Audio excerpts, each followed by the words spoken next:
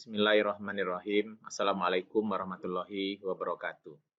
Baik, Bapak Ibu, saudara-saudara sekalian, pada kesempatan ini akan dijelaskan mengenai konsep dasar daripada artificial intelligence.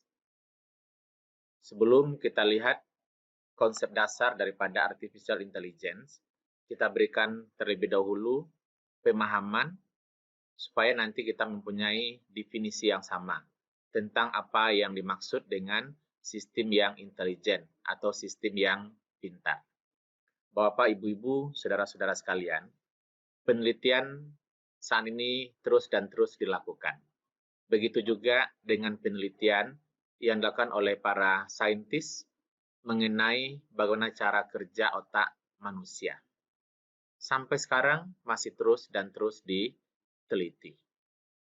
Ada dua pertanyaan besar yang saat ini terus menjadi pertanyaan bagi para saintis, terutama neurolog, berkaitan dengan otak manusia ini. Yang pertama adalah bagaimana cara kerja otak manusia. Jadi cara kerja otak manusia ini terus dan terus diteliti sampai dengan saat sekarang. Untuk apa? Supaya nanti dengan mengetahui cara kerja otak manusia, sehingga kita bisa meniru cara kerja otak manusia tersebut dalam membuat sistem atau dalam membuat mesin. Kemudian pertanyaan kedua, dapatkah non-human selain manusia juga mempunyai otak? Ya, dapatkah non-human selain manusia mempunyai otak? Jadi ini adalah dua pertanyaan besar yang saat ini terus dan terus diteliti. Berikutnya, kita berikan dua definisi intelligence.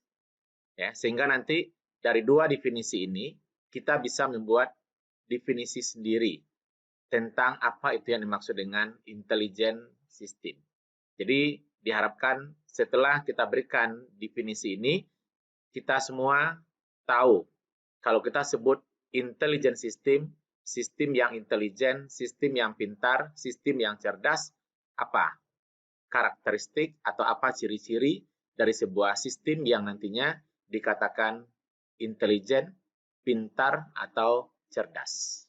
Definisi pertama, intelijen adalah kemampuan untuk memahami dan mempelajari sesuatu. Jadi pada definisi pertama ini, sesuatu intelijen, dia mempunyai kemampuan untuk memahami dan juga mampu belajar. Kemudian definisi yang kedua, intelijen adalah kemampuan untuk berpikir. Ya, jadi intelijen tersebut kemampuan untuk berpikir dan memahami serta dapat melakukan sesuatu secara insting atau secara otomatis. Jadi dari dua definisi ini dapat kita simpulkan bahwa intelijen tersebut adalah kemampuan untuk memahami, belajar, dapat berpikir, kemudian dapat melakukan sesuatu secara insting. Dari definisi ini kita dapat tahu bahwa sebuah sistem, sebuah mesin yang dikatakan intelijen tersebut, dia mempunyai beberapa kemampuan. Yang pertama, mampu memahami. Memahami instruksi-instruksi yang diberikan. Kemudian yang kedua, mampu belajar. Mampu belajar seperti manusia. Kita manusia dari pengalaman-pengalaman kita masa lampau, atau dari pengetahuan-pengetahuan yang kita miliki. Oleh karenanya nanti, bagaimana pula sistem yang pintar tersebut bisa belajar berdasarkan pengetahuan-pengetahuan yang kita masukkan ke dalam sistem. Kemudian dapat berpikir. Jadi pola cara kerjanya meniru cara kerja otak manusia. Kemudian yang keempat adalah mampu melakukan sesuatu secara insting. Jadi inilah beberapa karakteristik yang umum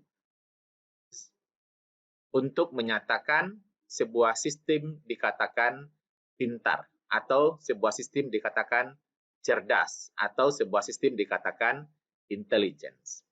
Jadi ini adalah awal yang kita berikan kepada Bapak Ibu, sehingga kita semua mempunyai definisi yang sama. Sehingga kalau kita sebut intelligent system, maka kita mempunyai pandangan yang sama, mempunyai definisi yang sama, bahwa sebuah sistem yang intelijen tersebut mempunyai beberapa karakteristik. Mampu memahami instruksi yang diberikan, dapat belajar dari pengalaman-pengalaman, kemudian dapat berpikir seperti manusia, dan dapat melakukan sesuatu secara insting. Baik Bapak Ibu, pada awal materi kita ini, kita akan jelaskan mengenai konsep dasar daripada role-based expert system. Atau juga disebut dengan knowledge-based expert system. Kalau dalam bahasa kita, yang umum istilahnya adalah sistem pakar berbasiskan rule atau sistem pakar berbasiskan aturan. Untuk menjelaskan konsep dasar role-based expert system, kita akan mulai nanti dengan apa itu yang disebut dengan knowledge, apa itu yang disebut dengan pengetahuan. Kenapa ini yang pertama disampaikan? Karena sebuah sistem yang expert tersebut, sebagaimana tadi cirinya adalah mampu belajar. Mampu belajar seperti kita manusia. Kita manusia belajar dari pengetahuan. Begitu juga nanti sebuah sistem yang expert, bagaimana dia bisa belajar dari pengetahuan. Nah, oleh karenanya, pada awal dari materi ini, kita akan mulai dengan apa itu pengetahuan. Kemudian bagaimana nanti memasukkan pengetahuan tersebut ke sistem, sehingga sistem menjadi pintar. Karena pengetahuan manusia itu tidak bisa langsung kita masukkan ke sistem. Kita harus membuat atau merepresentasikannya, atau harus transformasinya, sehingga pengetahuan tersebut dapat masuk ke sistem dan dapat membuat sistem menjadi expert. Kemudian yang berikutnya akan kita jelaskan nanti adalah struktur daripada role-based expert system. Role-based expert system ini merupakan sebuah bentuk sistem informasi. Dan kita tahu sistem itu adalah komponen-komponen yang saling berhubungan. Jadi, kalau kita mau buat sebuah sistem yang dikatakan expert, apa saja komponen-komponen atau struktur daripada sebuah sistem yang dikatakan expert. Karena antara satu sistem informasi dengan informasi yang lain mempunyai komponen atau struktur yang berbeda. Kemudian kita akan detailkan nanti dalam proses sistem yang expert ini, itu dia bisa berpikir seperti manusia. Oleh karenanya cara kerjanya itu disebut dengan inference engine.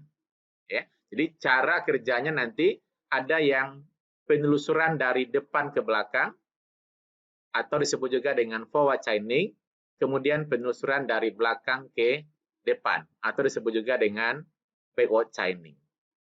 Kemudian, supaya sistem expert yang kita buat tersebut tepat dan benar, kita harus menghindari apa yang disebut dengan konflik. Karena kalau terjadi konflik, maka dia akan memberikan solusi yang meragukan. Oleh karenanya, kita akan jelaskan juga apa yang dimaksud dengan conflict resolution, kemudian bagaimana cara mengatasi kalau seandainya ada yang disebut dengan conflict resolution.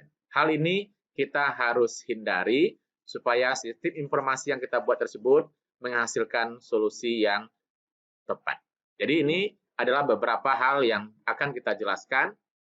Kita akan mulai dengan apa itu knowledge, kemudian bagaimana menyajikan knowledge sehingga bisa masuk ke sistem dan bisa membuat sistem menjadi expert. Kemudian kalau kita mau buat sebuah expert system, apa saja komponen-komponen yang mesti ada. Kemudian kita akan detailkan dua mesin inferensi yang ada, yang disebut dengan forward chaining dan backward chaining. Kemudian apa pula yang dimaksud dengan conflict resolution, kemudian bagaimana cara mengatasi conflict resolution tersebut. Baik, kita mulai dengan knowledge. Knowledge itu adalah pengetahuan. Ya, pada semester 1, kita sudah banyak bicara mengenai knowledge. Di mana knowledge yang kita bicarakan di semester 1 tersebut adalah pengetahuan-pengetahuan yang bisa kita ekstrak, yang bisa kita gali dari data yang tersimpan di dalam database. Istilah ini sudah sering kita dengar, ya. Pada kesempatan ini kita akan jelaskan apa itu yang disebut dengan knowledge. Knowledge adalah komponen penting dari sebuah expert system nantinya. Tanpa knowledge, sistem tidak akan menjadi pintar. Sama halnya dengan kita manusia. Kalau kita tidak punya pengetahuan, maka kita tidak akan dikatakan pintar. Oleh karenanya, sebuah sistem expert nantinya, komponen yang paling penting itu, dia harus mempunyai pengetahuan. Apa itu pengetahuan? Pengetahuan secara umum dapat kita artikan pemahaman seseorang, baik secara teori maupun secara praktek, tentang suatu subjek atau tentang suatu domain. Jadi pemahaman kita, baik secara teori maupun secara praktek tentang suatu subjek atau domain, itu disebut dengan pengetahuan. Atau ada juga yang mendefinisikan pengetahuan tersebut dengan segala sesuatu atau apapun yang kita ketahui saat ini. Jadi apapun yang kita ketahui, apapun yang Bapak Ibu ketahui saat ini, itu disebut dengan pengetahuan. Masing-masing kita tentu mempunyai pengetahuan yang berbeda. Ada kita yang punya pengetahuan yang mendalam tentang suatu subjek, ada juga kita mempunyai pengetahuan yang sifatnya umum. Oleh karenanya, seseorang yang mempunyai pengetahuan yang mendalam, baik itu secara teori maupun secara praktek, maka dia disebut dengan expert. Seseorang dapat dikatakan expert hanya untuk bidang tertentu. Seseorang tidak bisa dikatakan expert untuk semua bidang. Sebagai contoh, ya, orang yang punya pengetahuan baik secara teori maupun secara praktek tentang dunia kesehatan, maka dia akan expert untuk medis. Begitu juga seperti kita yang punya pengetahuan yang mendalam tentang ilmu komputer, maka kita akan dikatakan expert untuk bidang ilmu komputer dan tidak akan dikatakan expert untuk bidang yang lainnya. Itu yang dimaksud dengan pengetahuan. Tadi dikatakan sebuah expert system harus punya pengetahuan. Pengetahuannya dari mana? Pengetahuan yang akan kita masukkan ke sistem untuk membuat sistem menjadi expert, sumbernya bisa dari manusia. Bisa dari buku referensi yang jelas sumbernya. Atau bisa dari data yang tersimpan di dalam database. Seperti yang sudah kita pelajari pada semester 1 di mata kuliah Advanced Database. Ya, dulu sudah kita jelaskan bahwa pengetahuan dapat kita ekstrak, dapat kita gali dari data yang tersimpan di dalam database. Ya. Kalau pengetahuan yang kita ekstrak dari dalam database, yang sudah kita rubah dalam bentuk rule, itu bisa langsung kita pakai. Tapi, kalau kita menggunakan pengetahuan dari manusia, atau pengetahuan dari buku-buku referensi yang jelas sumbernya, kita tidak bisa langsung gunakan. Pengetahuan dari manusia yang akan kita gunakan, atau pengetahuan dari buku-buku referensi yang akan kita gunakan, kita harus rubah pengetahuan tersebut menjadi bentuk yang disebut dengan rule atau production rule. Jadi saya ulang, pengetahuan yang akan kita masukkan ke sistem tidak bisa langsung dimasukkan. Akan tetapi kita harus rubah terlebih dahulu pengetahuan tersebut ke dalam bentuk yang disebut dengan rule atau production rule. Rule atau production rule ini dia mempunyai dua bagian. Ada yang disebut dengan bagian if dan ada yang disebut dengan bagian then. Bagian if disebut juga dengan premise atau condition. Sementara bagian then disebut juga dengan conclusion atau action. Ini adalah contoh pengetahuan yang sudah dalam bentuk rule. Ya, yang sudah dalam bentuk rule. Sebenarnya pengetahuan ini sumbernya dari manusia. Jadi kalau kita lihat sumber dari manusianya, jika traffic light berwarna hijau, maka action-nya adalah go. Kemudian jika traffic light berwarna merah, maka action-nya adalah stop. Nah, itu dalam bahasa manusia.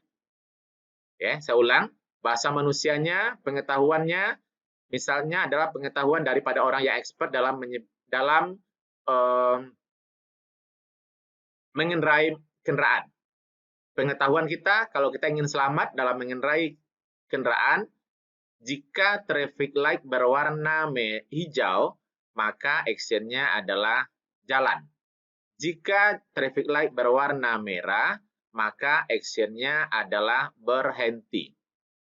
Dari pengetahuan manusia tadi, ya, dapat kita robah, ya, supaya bisa masuk ke sistem, maka kita harus robah ke dalam bentuk rule atau production rule seperti rule yang ada di slide kita ini. If the traffic light is green, then the action is go. If the traffic light is red, then the action is stop. Ini adalah bentuk rule. Dari rule yang ada ini, dapat kita simpulkan, seperti yang disampaikan tadi, dia mempunyai if dan then. Jadi masing-masing rule, dia mempunyai bagian if dan mempunyai bagian then. Ya, if, then. Dan kalau kita lihat, pada bagian if dan then ini, ada yang disebut dengan objek. Traffic light, action, di sinilah objeknya. Green, go, red, dan stop, ini adalah value-nya. Jadi ada objek, ada value. Ada objek, ada value. Ada objek, ada value. Ada objek, ada value. Dari atau antara objek dan value ini dihubungkan dengan apa yang disebut dengan operator.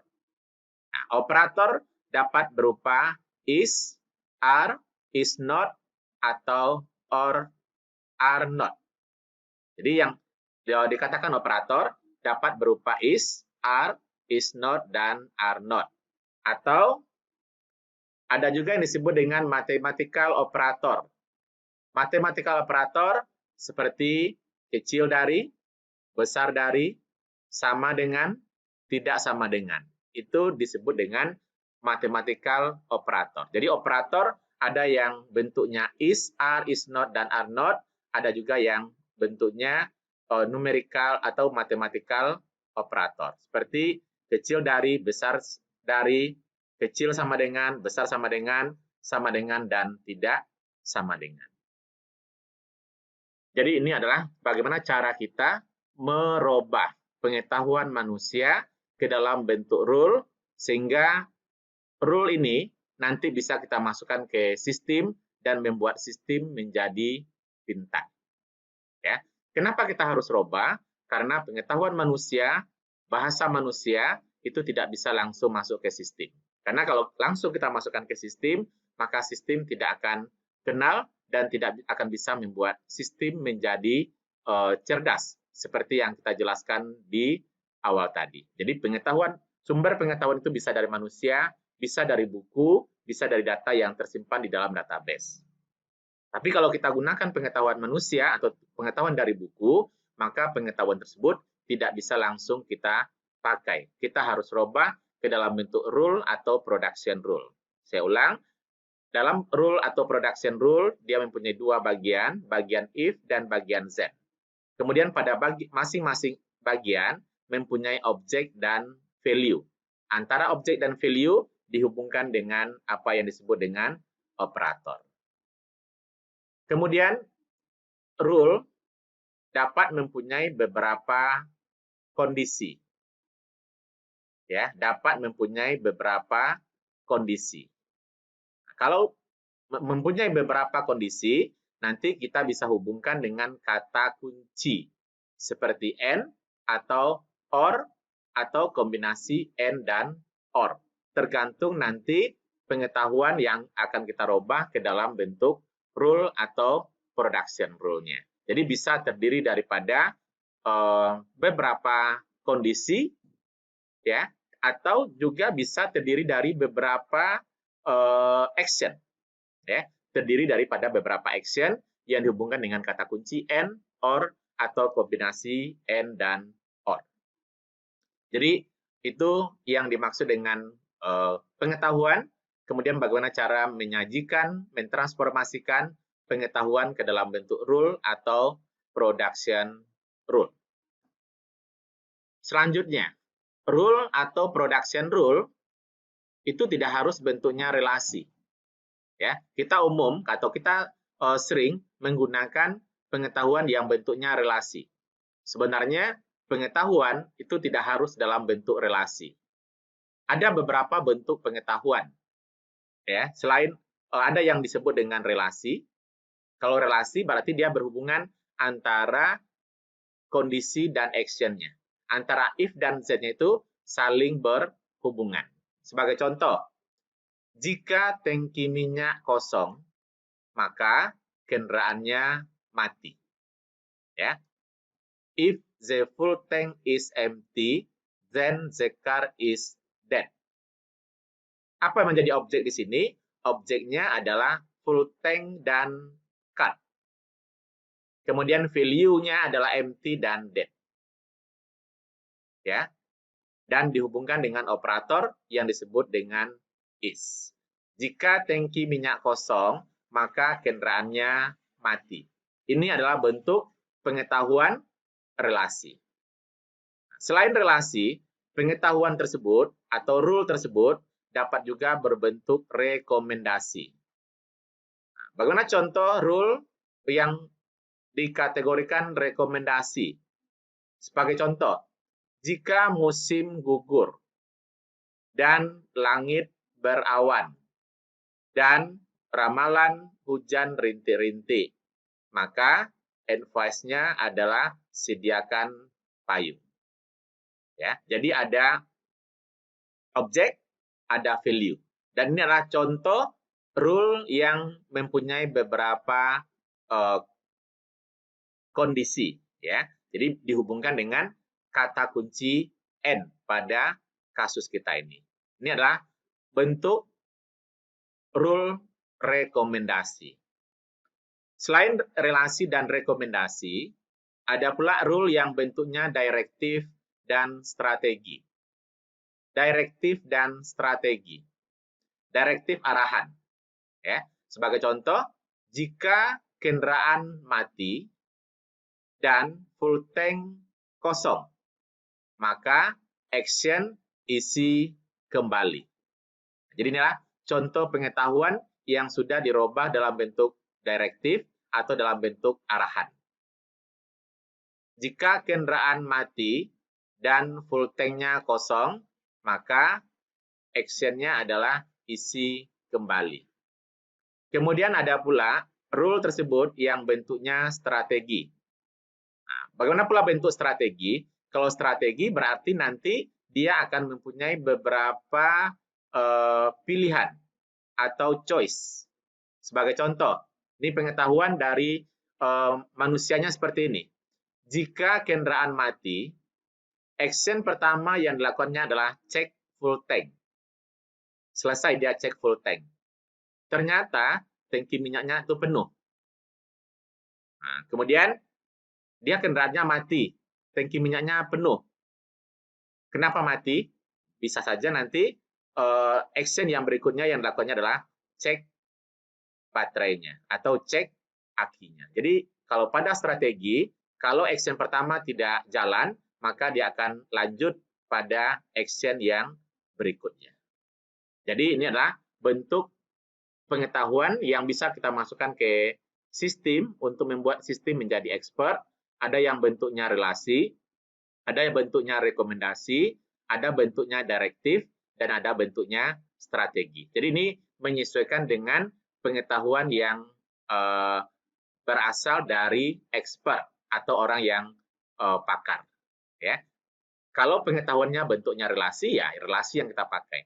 Tapi kalau bentuk pengetahuannya rekomendasi, maka kita tuliskan rule-nya dalam bentuk rekomendasi. Begitu juga untuk direktif dan juga untuk strategi. Kemudian, seperti yang disampaikan tadi, kalau kita membuat sebuah sistem pakar, apa saja komponen-komponen yang mesti ada? Secara umum atau secara garis besar, ya, sebuah expert system dia mempunyai 5 komponen utama. Dan seperti yang saya sampaikan juga tadi, masing-masing sistem informasi dia mempunyai komponen-komponen yang berbeda. Untuk expert system, minimal dia punya 5 komponen. Komponen pertama disebut dengan knowledge base. Kemudian yang kedua, komponen database. Komponen yang ketiga disebut dengan inference engine. Dan yang keempat disebut dengan explanation facilities. Dan komponen yang kelima disebut dengan user interface. Jadi ini adalah 5 komponen yang minimal harus ada. Sehingga sistem yang kita buat nanti dikatakan expert atau dikatakan pintar. Kita mulai dengan komponen yang pertama. Komponen yang pertama adalah knowledge base. Apa isi daripada knowledge base? Isinya adalah rule. Jadi pengetahuan-pengetahuan dari pakar, pengetahuan-pengetahuan dari buku yang sudah kita robah ke dalam bentuk rule atau yang sudah kita robah ke dalam bentuk if, then, semuanya dimasukkan ke dalam komponen knowledge base. Knowledge base isinya adalah set of rules atau kumpulan-kumpulan rule yang sudah kita robah ke dalam bentuk if, then. Kemudian komponen yang kedua adalah komponen database. Database isinya adalah set of facts atau kumpulan-kumpulan fakta. Apa yang dikatakan fakta? Fakta tersebut adalah bagian if dari sebuah rule. Jadi bagian if dari sebuah rule itu dikatakan fakta. Dan fakta-fakta yang ada disimpan di dalam komponen database. Kemudian komponen yang ketiga, ini adalah engine-nya. Ini adalah motornya yang membuat sistem nanti akan membuat atau akan menjadi expert atau pintar. Jadi otaknya nanti ada di sini, mesinnya ada di sini. Ya. Dan kalau kita lihat, dia menghubungkan antara knowledge base dengan database. Bagaimana cara kerjanya? Nanti di slide berikutnya kita akan jelaskan. Dan pada inference engine ini ada 2 metode teknik yang populer yang disebut dengan forward chaining, penelusuran dari depan ke belakang, dan backward chaining, penelusuran dari belakang ke depan. Apa yang dimaksud dengan forward chaining, penelusuran dari depan ke belakang, dan penelusuran belakang ke depan atau backward chaining, nanti kita akan lihat di sesi atau di slide yang berikutnya. Dan komponen yang keempat disebut dengan explanation facilities. Fasilitas yang bisa menjelaskan kepada user bagaimana atau kenapa sebuah rule akan dieksekusi. Dan komponen yang kelima itu adalah user interface, media komunikasi antara user dengan sebuah expert system. Jadi, gambar ini melihatkan kepada kita 5 komponen yang minimal harus ada untuk membuat sebuah sistem dikatakan pintar atau dikatakan expert. Jadi inilah komponen-komponen yang membedakan expert system dengan sistem informasi yang lainnya. Untuk penjelasan lebih lanjut, juga kita berikan di slide ini, ya sebenarnya sama dengan apa yang saya sampaikan tadi. Knowledge base isinya adalah pengetahuan-pengetahuan yang bermanfaat, ya, yang disajikan dalam bentuk set of rule. Ya, kemudian database adalah set of facts, ya seperti yang saya jelaskan tadi. Kemudian inference engine dia yang melingkan antara knowledge base dengan fakta-fakta yang ada dalam database. Dan explanation facilities yang membolehkan user untuk bertanya kepada expert system bagaimana sebuah conclusion dicapai. Kemudian user interface adalah media komunikasi antara user dengan expert system. Dan yang akan kita jelaskan lebih lanjut di sini adalah yang inference engine, ya.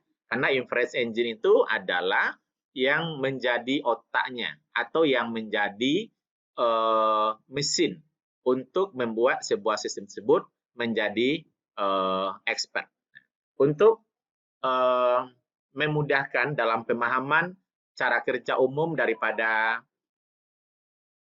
inference engine, ya. Berikutnya kita lihat, ya, contoh ini. Oke. Jadi, misalnya di dalam database kita, ya, karena dia akan melingkan, kalau kita lihat gambar tadi, dia melingkan antara database dengan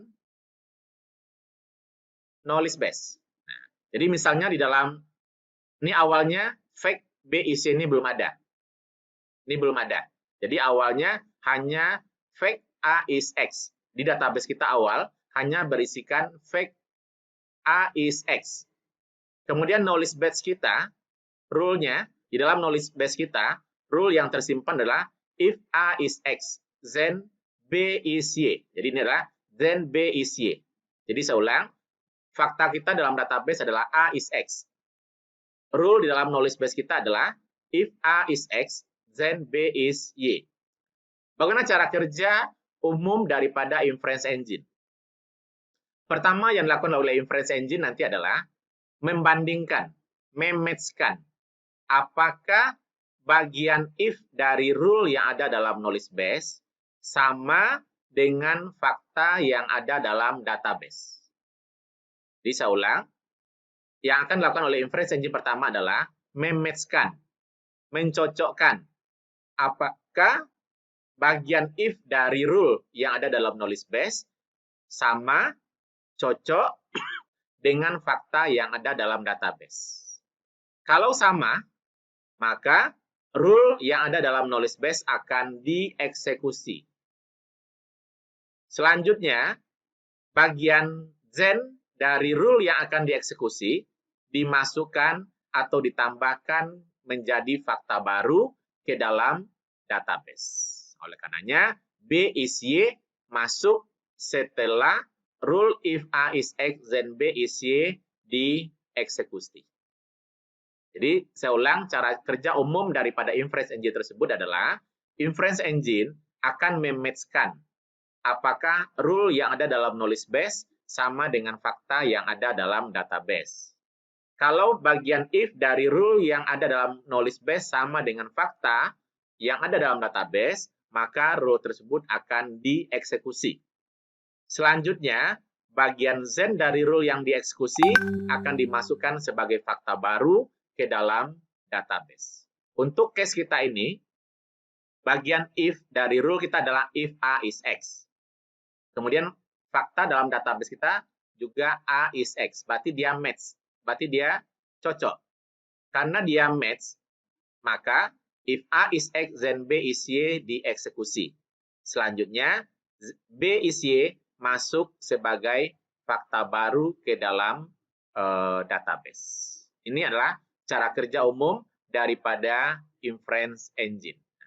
Untuk lebih jelasnya kita lihat contoh yang lain. Ya, untuk lebih jelasnya kita lihat contoh yang lain. Misalnya kita ada 3 rule di sini. If Y is true and D is true, then Z is true. Kemudian if X is true, B is true, A is true, then Y is true. Dan rule yang ketiga, if A is true, then X is true. Ini adalah rule-rule yang ada dalam knowledge base kita. Kita misalkan, di dalam database kita, baru ada A is true, B is true, C is true, D is true, dan E is true. Baru A, B, C, D, E yang ada. Nah, kalau baru ada fakta A, B, C, D, E di dalam database kita, maka rule mana yang akan dieksekusi pertama? Nah, kita lihat. Rule pertama. Bagian if-nya adalah Y and D. Y tadi kita asumsikan belum ada di dalam database. Yang baru ada baru D. Oleh karenanya, rule yang pertama ini belum bisa dieksekusi. Yang kedua juga belum bisa dieksekusi karena X-nya belum ada. Dan rule pertama yang akan dieksekusi nanti adalah rule 3. Nah, kalau rule 3 dieksekusi, maka X masuk sebagai fakta baru ke dalam database kita. Dengan adanya X, maka rule yang kedua juga akan bisa dieksekusi. Dengan dieksekusinya rule yang kedua, maka Y akan menjadi fakta baru ke dalam database, sehingga rule pertama juga akan bisa dieksekusi. karena Y sudah ada dalam database kita. Oleh karenanya, untuk kasus kita ini, kalau kita misalkan database-nya baru ada fakta A, B, C, D, dan E, maka rule pertama yang akan dieksekusi nanti adalah rule 3, kemudian rule 2, kemudian lanjut dengan rule yang ketiga. Jadi yang pertama, A maka X. Setelah ada X, maka X, B, dan E, maka Y. Dan setelah Y, baru Y dan D, maka Z bisa dieksekusi. Nah, baik, Bapak Ibu, demikian penjelasan mengenai konsep dasar awal ya sebagai pendahuluan daripada rule-based expert system. Jadi saya simpulkan dari apa yang saya sampaikan tadi. Pertama tadi saya jelaskan adalah sistem yang intelijen itu apa. Sistem yang intelijen tersebut dia ada 4 karakteristiknya tadi. Pertama, dia bisa memahami instruksi-instruksi yang kita berikan. Yang kedua adalah bisa belajar seperti manusia belajar. Kita manusia belajar dari pengetahuan. Begitu juga sistem pakar yang akan kita buat, dia harus dilengkapi dengan pengetahuan. Dan pengetahuan adalah komponen yang paling penting dari sebuah sistem dikatakan expert. Di mana pengetahuan nanti sumbernya dapat berupa dari manusia, dari buku-buku referensi, dan juga bisa dari data yang tersimpan di dalam database. Namun pengetahuan manusia atau pengetahuan dari sumber-sumber yang kita pakai tidak bisa langsung kita gunakan atau tidak bisa langsung kita masukkan ke sistem. Oleh karenanya, pengetahuan tersebut harus kita rubah ke dalam bentuk rule atau production rule. Rule atau production rule dia mempunyai 2 bagian, ada bagian if dan ada bagian then. Masing-masing if dan then mempunyai objek dan mempunyai value. Antara objek dan value dihubungkan dengan operator seperti is, are, is not, are not, dan juga bisa menggunakan mathematical operator seperti sama dengan, tidak sama dengan, kecil dari, besar dari, kecil sama dengan, dan besar sama dengan. Kemudian rule tidak harus bentuknya relasi. Bisa juga berbentuk rekomendasi, bisa berbentuk direktif, dan juga bisa berbentuk strategi. Kemudian kalau kita mau membuat sebuah sistem pakar, minimal ada 5 komponennya.